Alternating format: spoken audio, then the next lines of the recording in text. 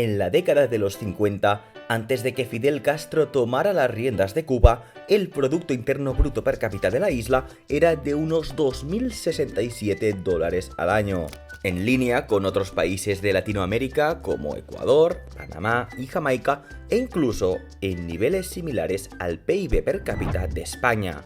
Cuba, al parecer, era uno de los países más desarrollados de América Latina y mostraba índices socioeconómicos superiores a los de muchas regiones del centro de Estados Unidos o el sur de Europa.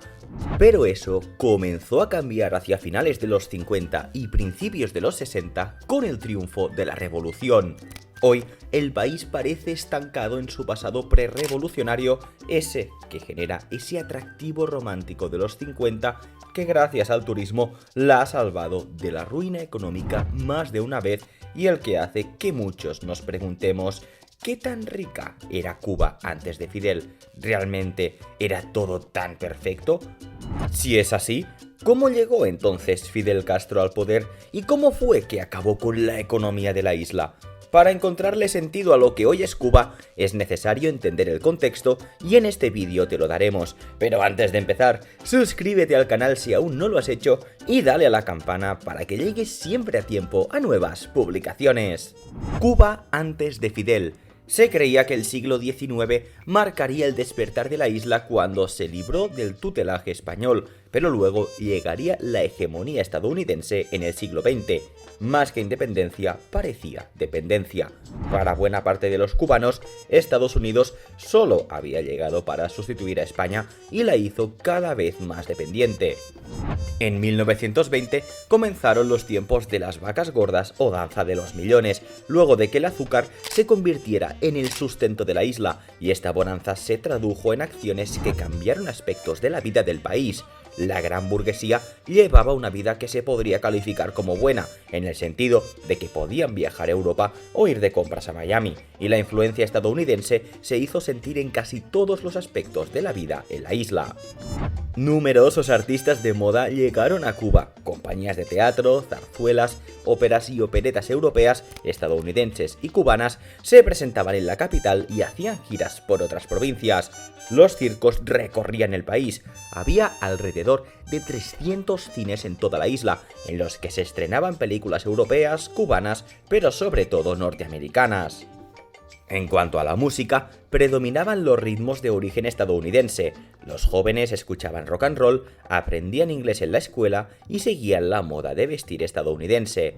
Los automóviles que circulaban por las ciudades crecieron en números y también había alrededor de 400 tranvías. La cantidad de teléfonos también incrementó.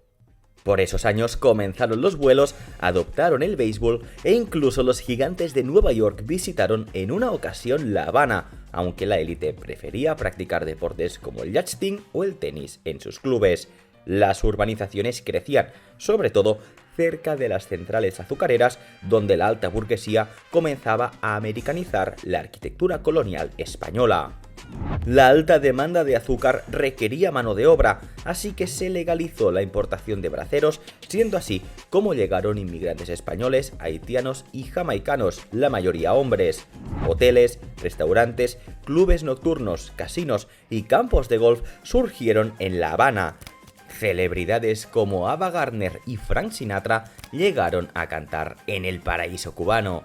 La belleza tropical de la sexy Habana hizo del turismo estadounidense una fuente natural y fluida de ingresos.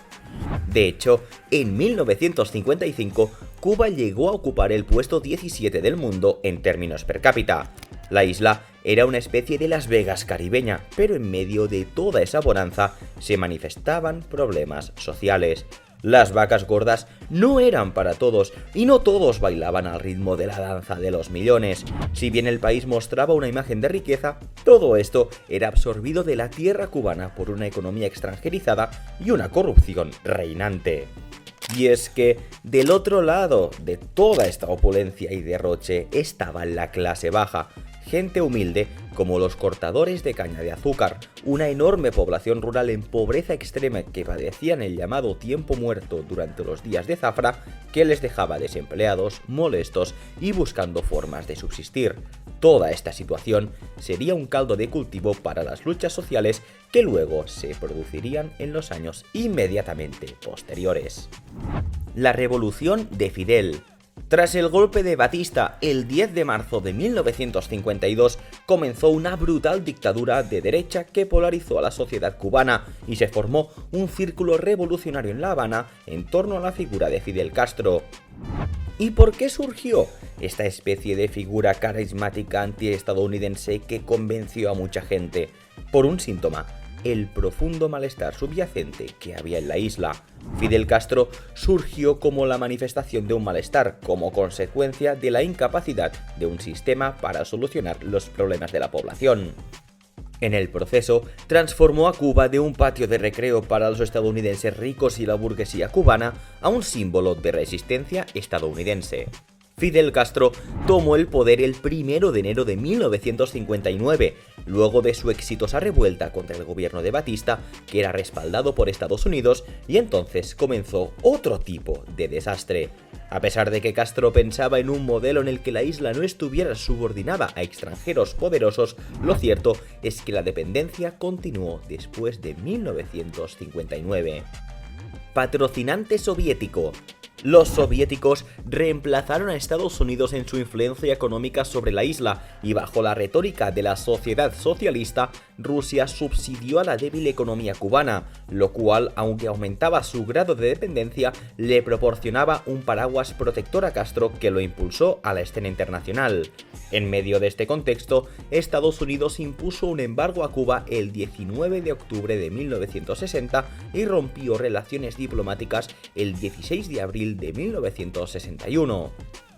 Ese mismo año, el gobierno de Castro empezó la cacería de brujas, arrestó a ciudadanos estadounidenses y aplicó una reforma agraria que perjudicaba los intereses de los grandes terratenientes y las grandes azucareras, que en su mayoría eran de propiedad norteamericana.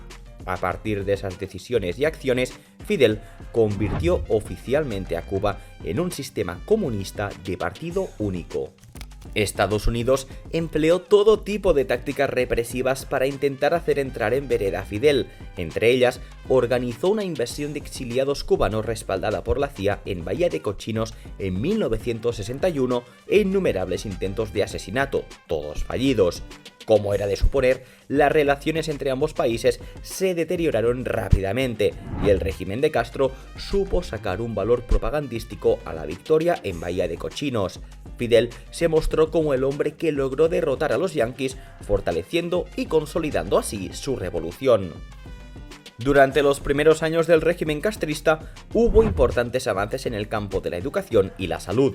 En 1959, la tasa de analfabetismo era del 18% y en 1961, con la campaña llamada Año de la Educación, esta se redujo al 3,9%.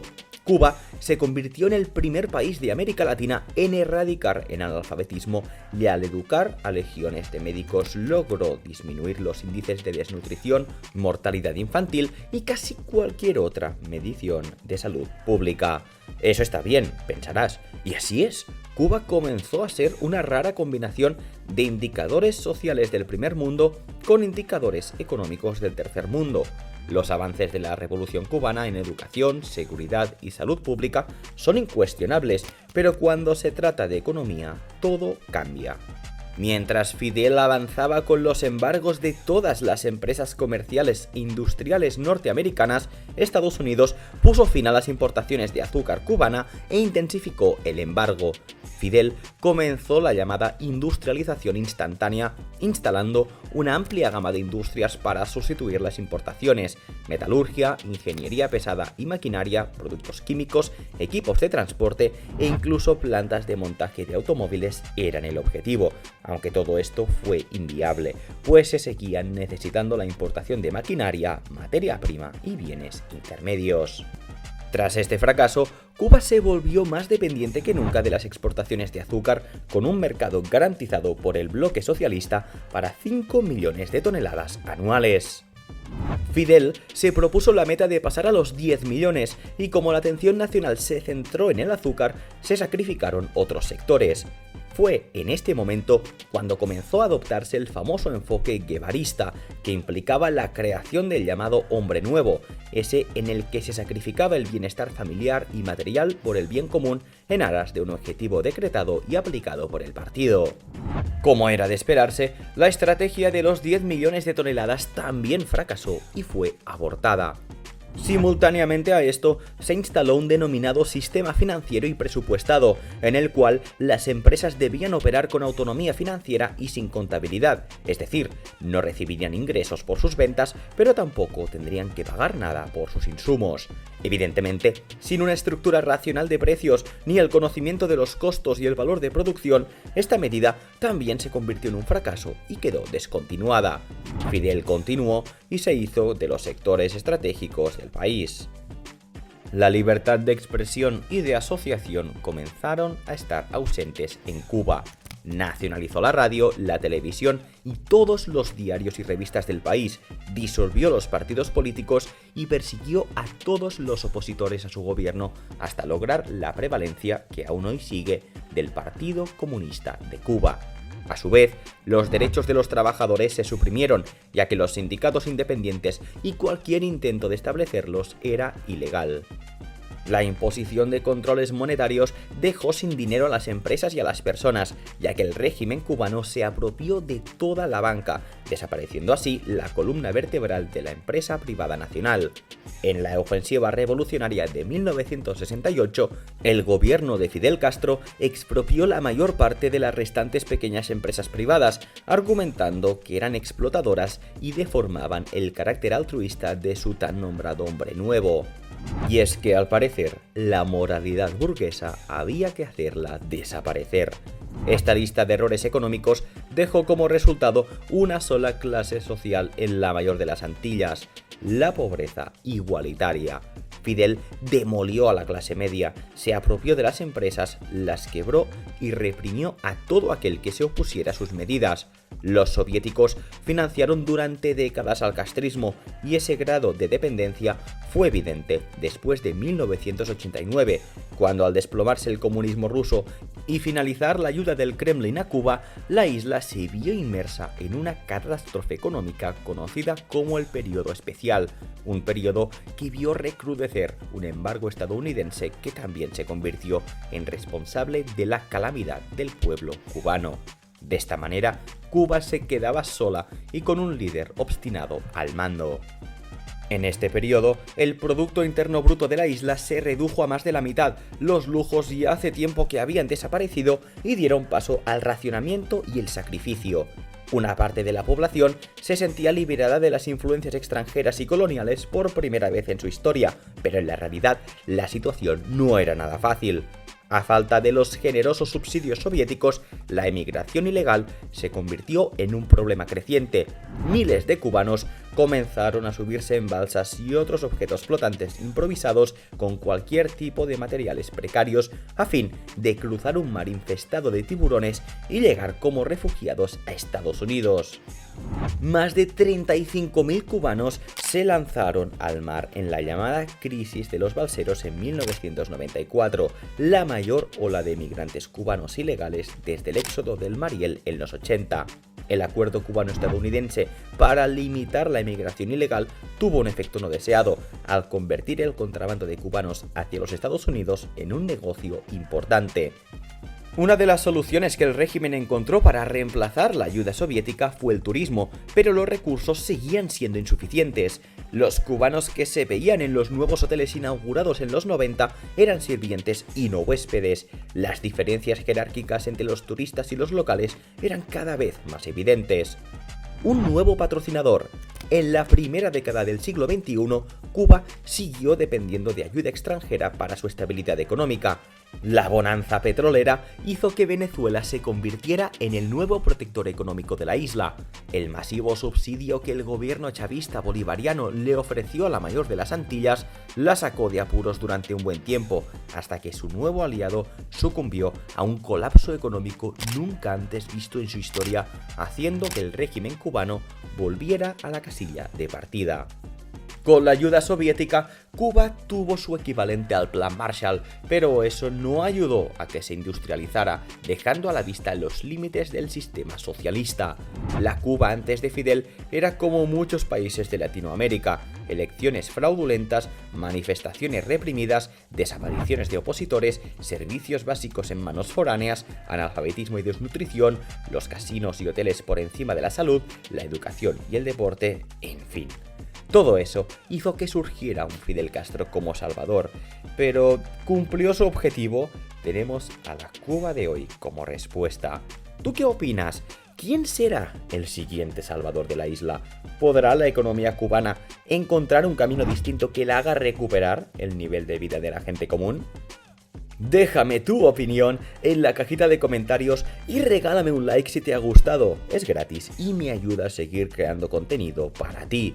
Suscríbete si aún no lo has hecho y dale a la campanita antes de irte. Nos vemos en el próximo vídeo. ¡Hasta pronto!